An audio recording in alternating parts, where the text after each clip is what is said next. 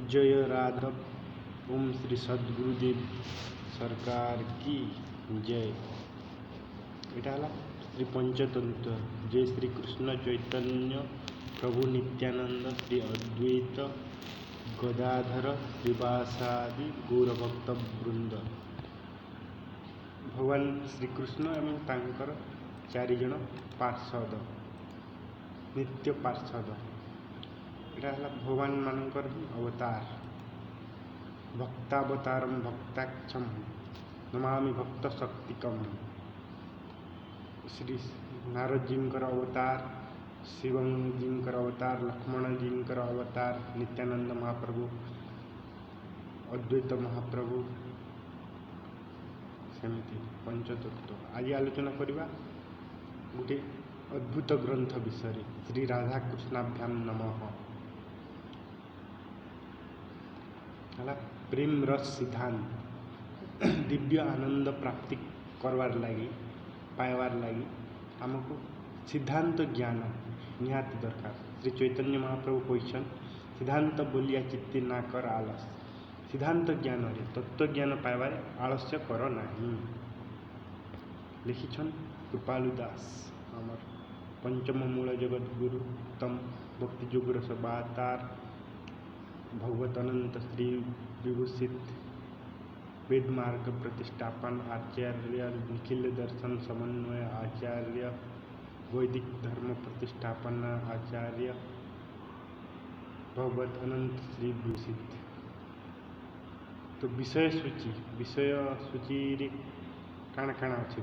पहला जीव का चरम लक्ष्य क्या है। प्रथमे आमर गंतव्य स्थल लक्ष्य स्थल प्राप्तव्य जानिबा पड़वा। तो आमर जीवन परम चरम लक्ष्य काण सेटा हला परमानंद प्राप्ति भगवत प्राप्ति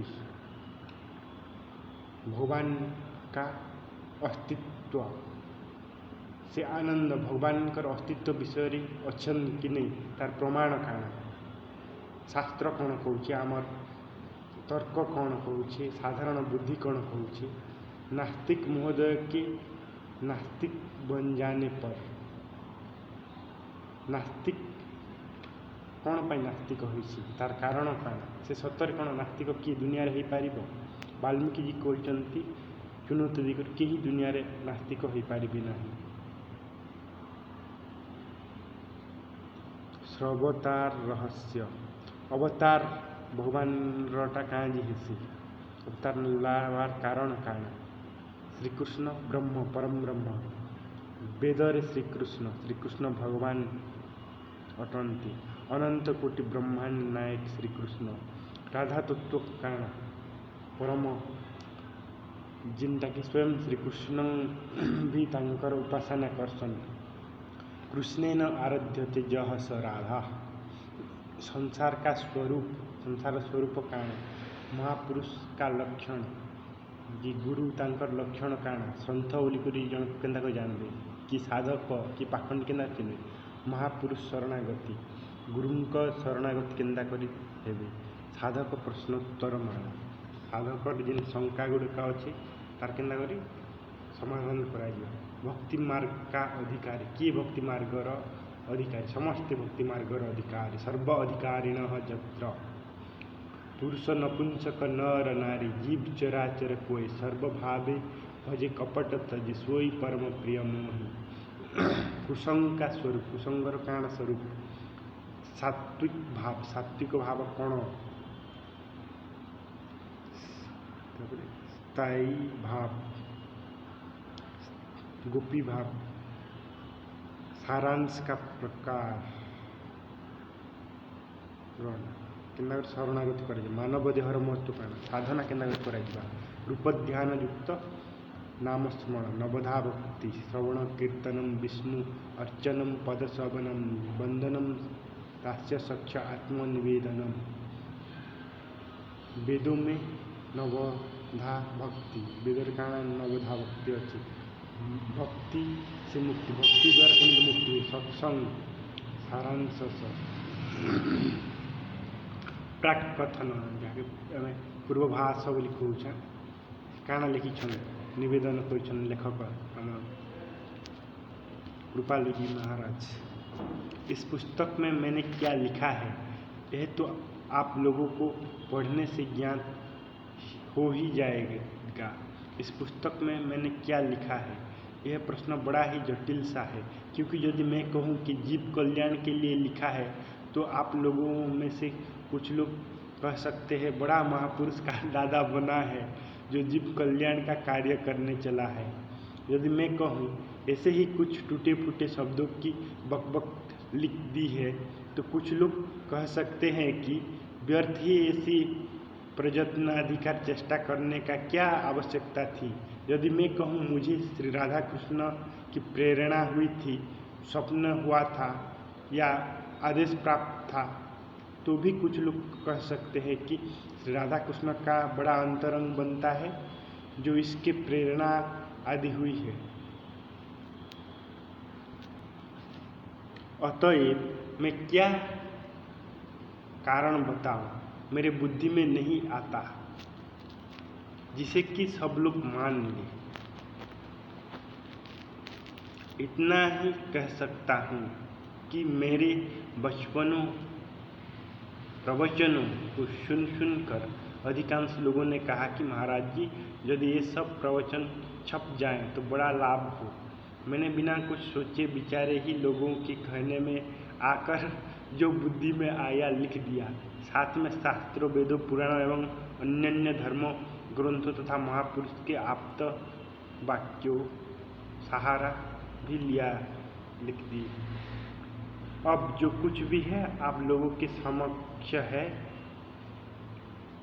मुक्त अकिंचन की भेंट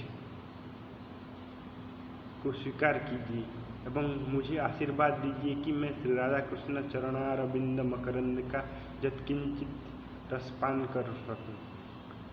अब मैं एक भागवत के श्लोक द्वारा वंदना करते हुए प्राक कथन को समाप्त करता हूँ। नाम संकीर्तनम जस्य सर्व पाप प्रणाशनम प्रणमो दुख समनस्तम तम नमामि हरिपरम। जार नाम संकीर्तन स्मरण कले सबु पाप राशि समूल रूप से नष्ट हो जाए, से ही दुख शोकर नाशकारी भगवान श्रीहरि श्रीकृष्ण परम पुरुष को मोर प्रणाम। कृपाकाम कृपाल दास। श्रीमद सद्गुरु सरकार की जय। वंदे गुरु श्री चरणारविंद। तो यहाँ सब जिन तत्व ज्ञान अच्छे आमर साधना काण करवा पड़वा किए बतावा, यहाँ ये गोटे सद्गुरु ही बतई पारे। से कहुए गुरु बिना होए कि ज्ञान, ज्ञान की होए विराग बिना, बिना गुरु रे ज्ञान मिलब नहीं आर बिना वैराग्य रे ज्ञान नहीं हुए। से पहला शर्त कि जिज्ञासा श्रद्धालु होकर आमके ठीक ढंग से सुनवा के पड़वा। सन्थ पाखक जाकर शुणिले ही आम भीतर जो चेतना सुप्त अवस्था शोकी अच्छे से जागृत हो, शुणिले ही सबकि आम जापर। तो जीवर चरम लक्ष्य कौन, what is the ultimate goal of human life. तो कहुच्छे मैं जिस विषय में कुछ निवेदन करने जा रहा हूँ वह विषय यद्यपि अनिर्वचनीय है, अर्थात शब्दों के द्वारा प्रकट नहीं किया जा सकता, तथापि यह विश्वास है कि निष्पक्ष भाव से मनन करने पर कुछ न कुछ लाभ अवश्य होगा। यदि कोई त्रुटि हो तो बुद्धजन क्षमा करेंगे। सर्वप्रथम यह विचार करना है कि हम लोग चाहते क्या है, क्योंकि बिना कारण के कोई कर्म नहीं करता, बिना लक्ष्य के कोई कुछ भी नहीं करता स्वार्थ के। तो हम लोग चाहते क्या है, हमारा चाहत पहले समझना पड़ेगा, उसे क्लियर करना पड़ेगा, तभी हम आगे बढ़ पाएंगे। पुनः यह विचारणीय है कि जो कुछ चाहते हैं वह प्राप्त कैसे होगा। जहाँ चाहूँ चाहूँ परमानंद चाहूँ छा, अनंत परिमाण और अनंत काल लगे सुख चाहूँ छा, दिव्य जीवन चाहूँ छा, शाश्वत जीवन चाहूँ छा, दिव्य ज्ञान चाहूँ, संपूर्ण रूपे सर्वज्ञ हवा के चाहूँ, स्वतंत्रता परमतंत्र स्वतंत्र हवा लगी चाहूँ, समस्त शासन करवा लगी चाहूँ, सब दैवी गुण अधिकारी हवा लगी चाहूँ। तो युड़ा केन मिलवा सब भगवान में कृपा का मिलवा है। बस इन दो ही प्रश्नों के हल हो जाने पर समस्त प्रश्न स्वतः ही हल हो जाएंगे। ये दुईटा के प्रश्न के हल करवा लगी पड़वा हेले सब किसी प्रश्न आपे आपे हो कि आम काना चाहूँ आर सेटा केनता कर सेटा मिलवा। यदि हम समस्त विश्व के समस्त जीवों से पृथक पृथक प्रश्न करें कि आप क्या चाहते हैं, तब संसार के समस्त जीव केवल एक ही उत्तर देंगे, वह यह है कि हमें तो केवल आनंद चाहिए। समस्त अलग अलग पचराले अंतिम कनक्लूजन सिद्धांत सार कहवा सब लोग सुख चाहूँ। भागवत भी कहुई सुखाय कर्माणि करोति लोको न तई सुखम विद्यते भूय ततवेव दुखम। सब लोग सुख प्राप्ति लगे ही कर्म कर परिणाम दुख मिलूँ। उसी आनंद के नामांतर शांति सुख आदि अनेक है। तार पर्यायवाची शब्द बहुत अच्छी, सुख शांति आनंद मजा लुट मस्ती बहुत गुड जिन आंचलिक भाषा कहुई जाए सब भाषा हेले euphoria Joy pleasure bliss happiness इस संबंध में कुछ विचारणीय बात अवश्य है। जैसे कि कुछ लोग तो केवल दुख निवृत्ति ही चाहते हैं एवं कुछ लोग दुख निवृत्ति के साथ साथ आनंद प्राप्ति भी चाहते हैं तथा कुछ लोग केवल आनंद प्राप्ति ही चाहते हैं। इन तीनों ही प्रकार के चाहने वालों में केवल आनंद प्राप्ति के चाहने वाले ही परम बुद्धिमान माने जाते हैं, क्योंकि आनंद प्राप्ति के परिणाम स्वरूप दुख निवृत्ति तो स्वतः ही हो जाती है, जबकि दुख निवृत्ति से आनंद प्राप्ति अनिवार्य नहीं है। सुषुप्ति प्रगाढ़ निद्रा अवस्था में क्षणिक दुख निवृत्ति देखी जाती है, किंतु उसमें आनंद प्राप्ति का सर्वथा अभाव रहता है। अत्यंतिक दुख निवृत्ति को ही कतिपय लोगों ने मोक्ष बताया है, जो कि उच्च कोटि के रसिकों के दृष्टिकोण से अवांछनीय है। इसका दृष्टिकरण लोगों चलकर होगा, इसका स्पष्टीकरण लोग चलकर होगा।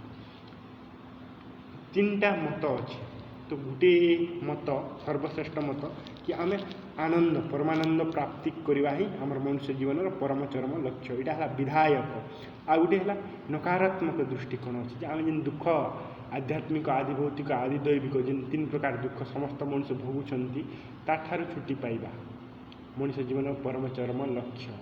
जमी आम बौद्ध दर्शन अच्छी, जैन दर्शन अच्छी कि जोग सूत्र पतंजलि अच्छे, षड दर्शन जो अच्छी से भितर केवल वेदांत लक्ष्य हूँ आनंद प्राप्ति करवा परमानंद प्राप्ति करवा एवं अन्य पंच दर्शन लक्ष्य है कि दुख विघात त्रय दुख तीनटा जेनटा मिलूँ शारीरिक मानसिक आध्यात्मिक दुईटा अंग दुखर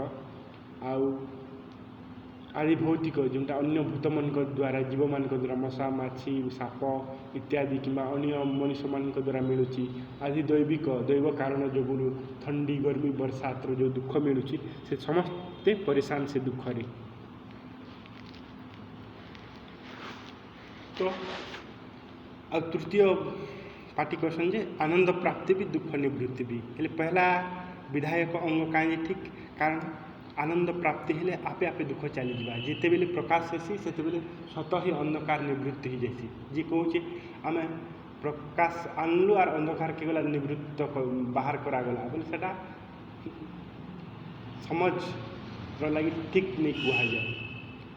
धनी जन लोग बनला बेले गरीबी आपे आपे चलीगला ताके गरीबी भोगावा लगे अलग प्रयत्न करवा लगी नहीं पड़े। सेमता जन लोग आनंदित प्रफुल्लित प्रसन्न है बेले तार दुख पीड़ा संताप सब बेले चलीगला बेले बुझे नि जाए। उदाहरणार्थ हम जीवन चाहते हैं, हमें मृत्यु स्वाभाविक रूप से प्रिय नहीं। यदि किसी को मरते हुए देखते हैं तो कुछ आश्चर्य या दुख सा होता है तथा हम प्रश्न कर बैठते हैं कि क्या अमुक व्यक्ति मर गया, कैसे मर गया, कब मर गया इत्यादि। बुद्धि भ्रष्ट होने पर ही अविवेकी अपनी इच्छा के विपरीत कहीं कहीं आत्महत्या करता हुआ पाया जाता है। इससे यह निश्चित हो जाता है कि हम लोगों का स्वभाव मरना नहीं वरन जीवन है। हम लोग समस्त विषयों का संपूर्ण ज्ञान चाहते हैं। हम किसी को भी